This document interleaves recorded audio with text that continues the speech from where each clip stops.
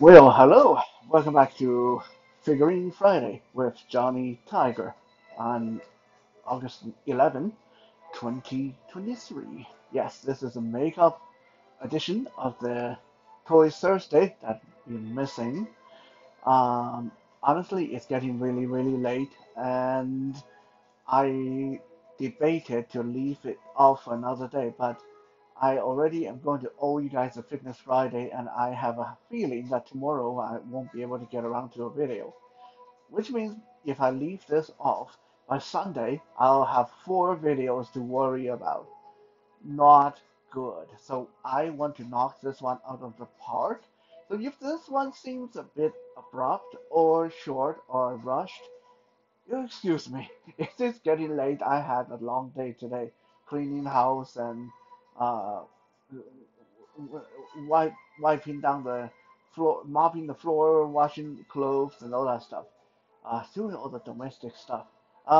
Anyway, um, in front of the camera, we got a beautiful lady. This is well, supposedly, if you guys have seen the Marvel Cinematic movie, you should be able to recognize this character immediately. That's what I was told.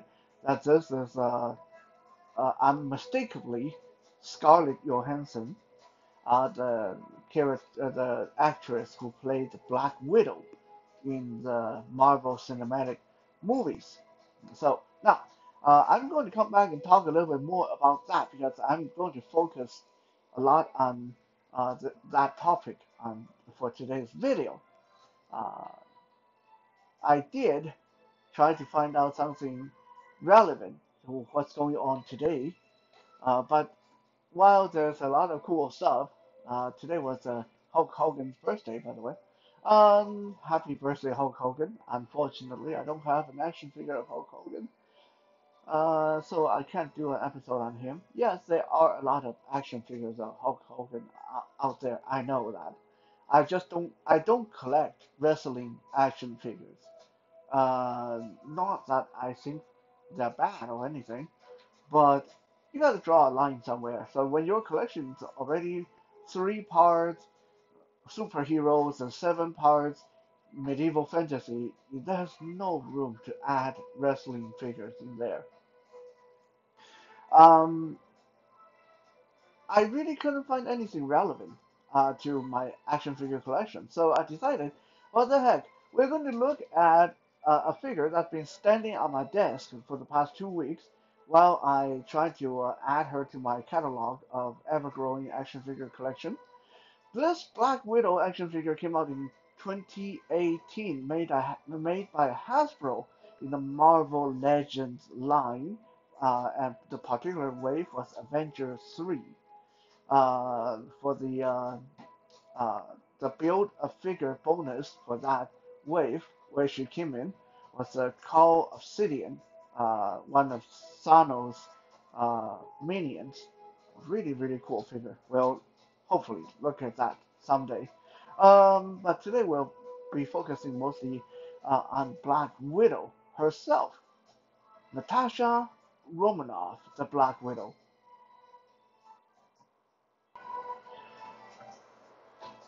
And yes, I know we are back in my kitchen because it's, like I said, really late. And if I do this in the other room, which is directly beneath my neighbor's bedroom, she's going to whinge out, and I don't want that. Yeah. So Natasha Romanoff.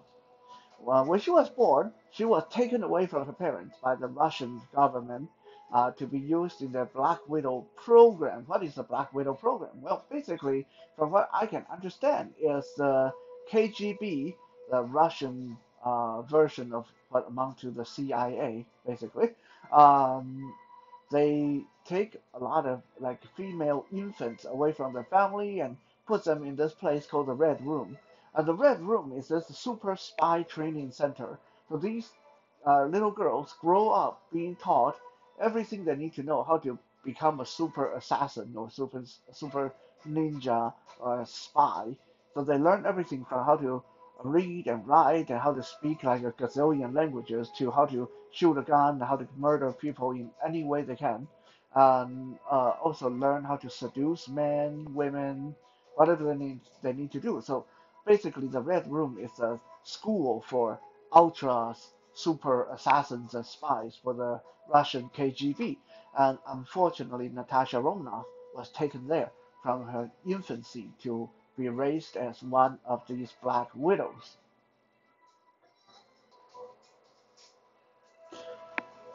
Her mom refused to give her up, and the KGB actually had her mother murdered so she wouldn't expose the existence of the Red Room program. When she was 8 years old, she was placed in a fake family where they migrated to the US and set up shop in America. The purpose was to steal some secret documents from the American agency called SHIELD. After 4 or 5 years, they accomplished the mission, and Natasha was back in the uh, care of the Red Room, being brought up as one of the Black Widows, these super spy women. Long story short, she finally completed her training, and as a token of graduation, they forced her to undergo a hysterectomy, removed her ovary and uterus because the KGB believed that pregnancy would be the one thing that would be counterproductive for their super Black Widow female assassins. So they forced all of them to undergo that procedure. Now, Natasha, aka Black Widow, her story is very long and complicated, but also not that complicated because most of it is her trying to become a good person, trying to fight her conditioning and go under secret missions and yada yada yada yada. So suffice to say, one time when she was on a mission for the KGB, she decided to change side. She decided to be on the good guy side, and then she went over to work for SHIELD, this United States secret agency. So basically, the good guys. Although a lot of things they do, it's debatable if they're a good guy or not. But they're better than the KGBs anyway.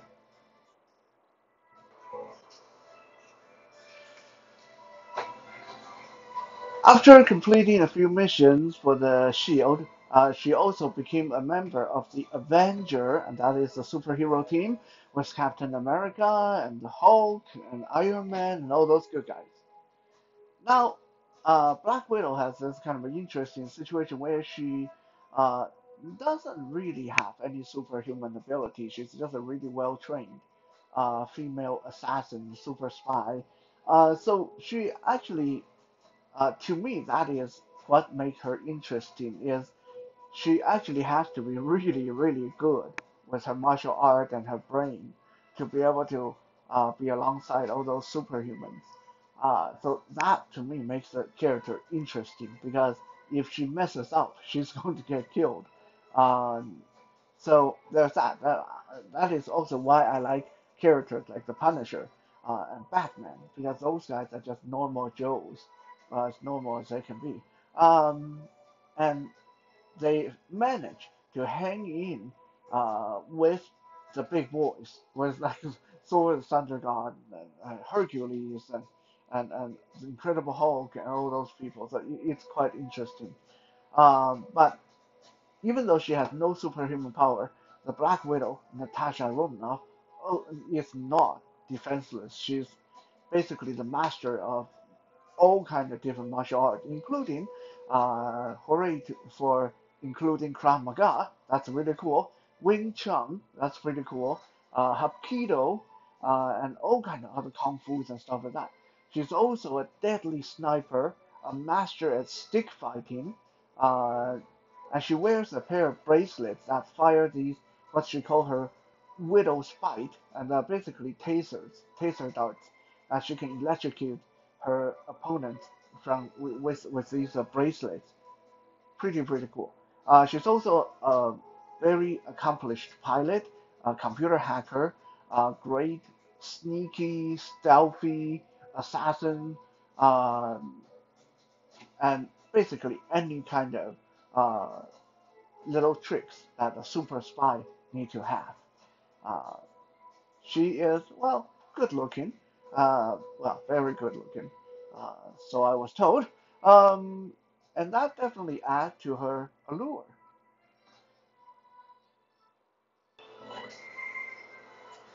Oh yeah, she's also one of the best athletes around. She's an accomplished acrobat and gymnast. Is there anything that she doesn't know how to do? I don't know. I mean, the Red Room definitely trained her really, really, really well. Uh, Now, most of the time, she's shown to have black hair, I believe. Although, has there been an incarnation that had red hair? Or am I mistaken? I can't remember. This is a problem when it's a blind guy talking about color. But in this version of Black Widow is taken from the time right before Avengers Civil War in the Infinity Wars movie, where she dyed her hair blonde and cut it short. And she's wearing the vest of one of her Black Widow sisters, Yelena Belova. And so she's got her usual Black Widow black bodysuit on her, but she got this green tactical vest over that. So it's a different look. Some people like it, some people hate it.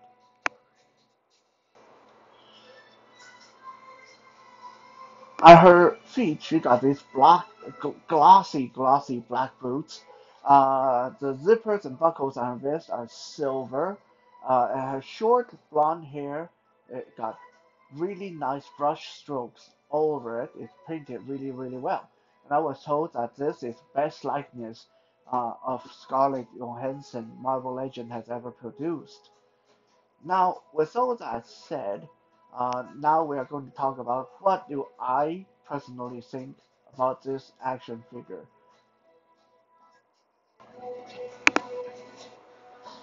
Well, let me just get it out of the way because I know some people is going to give me some backlash about this, maybe. Personally, this action figure, to me, is a disappointment. Yeah, I can already hear the voices of dissent because I understand to a lot of reviewers, a lot of people, they think this action figure was one of the best Marvel Legend has ever produced. Uh, and don't get me wrong, there's really nothing wrong with the action figure herself. It's an okay action figure. I'm not going to say it's one of the most amazing action figures, but it's okay. There's nothing really wrong with it. Uh, why is it a disappointment? The reason it's a disappointment is more because I'm a blind collector more than anything else. For a blind guy, this is not an interesting action figure. Right? Now, most of the people that I have heard talking about how amazing this action figure is because of her likeness to the actress Scarlett Johansson. Uh, Now, while I understand for visual folks that is very important, the likeness is very important. For someone like myself, texture and how the action figure handles, how it feels, is more important because honestly, I never saw Scarlett Johansson with my own eyes, so I can care less if my action figure looks like Scarlett Johansson. It just doesn't mean anything to me.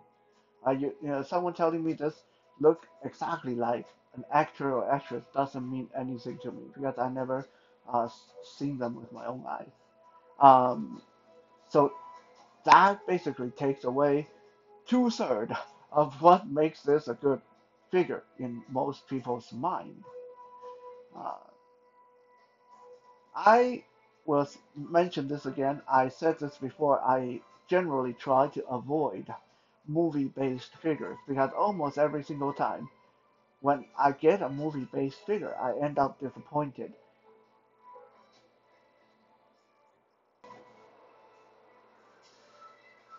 When I was watching the Terminator, I had all this great thought about how impressive a Terminator action figure would feel like, and then I got a Terminator action figure, and to me, it's just like a guy in a leather jacket. and sunglasses. There's nothing impressive tactilely. There's nothing impressive about it. When I got an action figure of Rambo, uh, Sylvester Stallone, again, it's a guy in a poncho and or with bare arm and uh, holding guns with the short hair and like a headband. Uh, Nothing really all that interesting about it. When I was reading or watching Star Wars, I was thinking that an action figure of uh, Han Solo would be so awesome. And then when I got Han Solo in my hand, like, oh, just kind of a skinny, normal guy in a spacesuit. Uh, yeah, so you get my drift. So to most collectors, this is an amazing action figure because of its great likeness to Scarlett Johansson. And maybe a lot of people like Scarlett Johansson, so that means something to them. For me, I have no attachment to Scarlett Johansson. I'm not a big fan of Black Widow to begin with. I have no great attachment to the actress who played Black Widow, and I cannot see the likeness. So to me, tactilely, this is just a skinny, short-haired woman wearing a vest. That's it. There's nothing tactilely to set her apart from a lot of other similarly short hair, uh, normally built, scrawny feeling female action figures. Maybe a lot of those from Star Wars, from other movie properties. There's just nothing all that interesting going on here.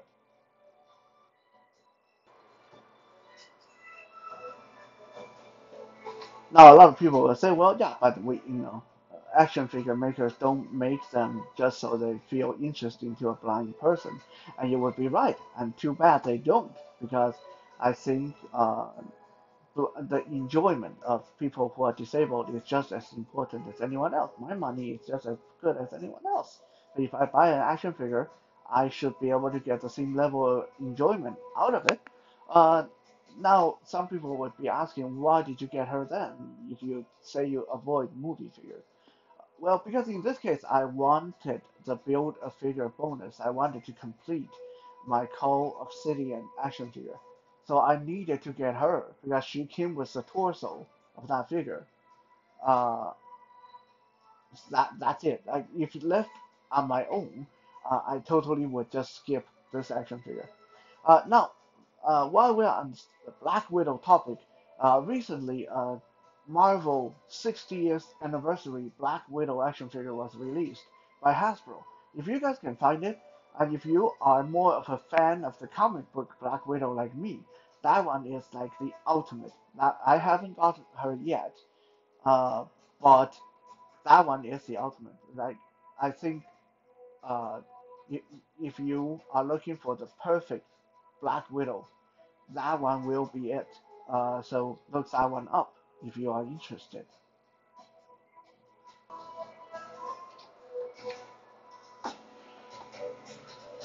Now, with all that said, like I said, to me this figure was a disappointment because I read so much about how she's like the best, one of the best Marvel Legends ever produced, and when I got her in hand, she's really not that impressive tactilely. Uh, she does have really good articulation for the most part. From the beginning of the video, I've been putting her in some cool fighting, kicking, martial art poses, and she's come through them with flying color. Of course, I got her on a display base. Otherwise, balancing her is a little bit of a chore. And that vest, it's that rubber vest over her torso does limit her torso movement quite a bit. Same with the she has these little holsters on her leg to holster her weapon. Those holsters are attached to her side and hip. They do limit how high her leg can kick. But other than that, her knees are double jointed. Her arms have decent range. Shoulders, head, uh, ankles, hips all move really, really well. She can get into some really cool fighting poses. Maybe not quite as much as Black Widow, the character, would get into, but it's not bad. It's not bad. I'll say that as far as articulation goes, she's not bad. And for display purposes, she doesn't really feel right to display with my comic book superheroes. Uh, but strangely enough, I personally find that she displayed great with the G.I. Joe guys. So it's quite possible that I may just stick her in the back of my G.I. Joe display as one of the characters, sort of one of the side characters, because I feel that her aesthetic kind of fit in there better. For accessories, she comes with quite a healthy spread. She comes with two pairs of hands, closed fist and open hand to hold her weapons with. For her weapons, she comes with these little taser thingies that she can holster at her hip. I'm not quite sure what they're supposed to do. I don't think they were ever used in the movie, so I'm not sure what, you know, uh, are they like tasers? Are they like laser guns or what they are? But they are really small. Be careful with them because if they drop on the carpet, they are going bye-bye.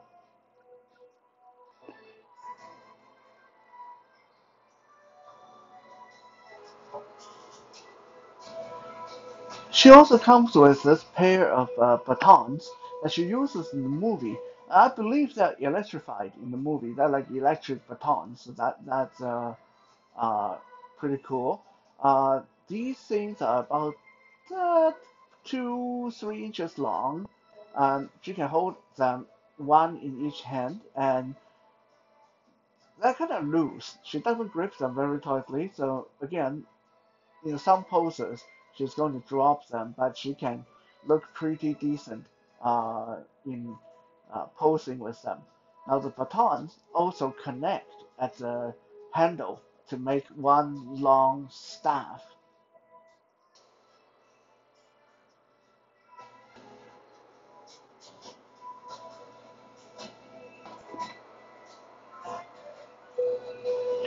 Now we'll do some quick size comparison.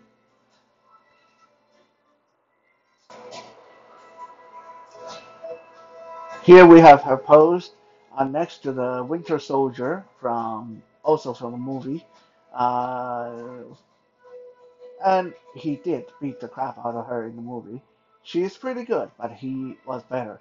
And here we see that he towers over her. He's like half a head, almost a full head taller than her.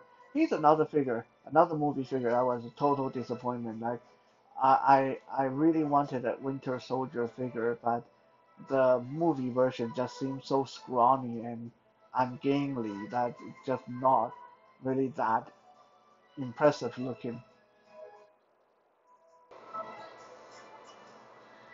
And here we have her posed next to the game verse Spider-Man, who is still slightly bigger than her, but within reason, not quite as tall as the Winter Soldier.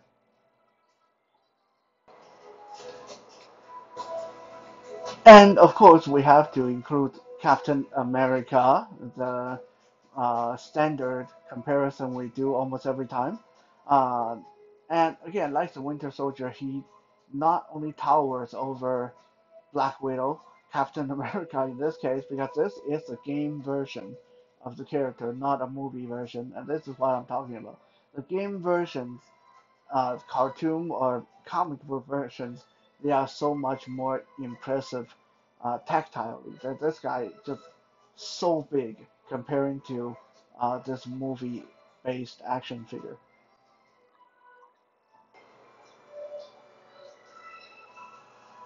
Now, in the end, she's not bad as an action figure, like I've said many times.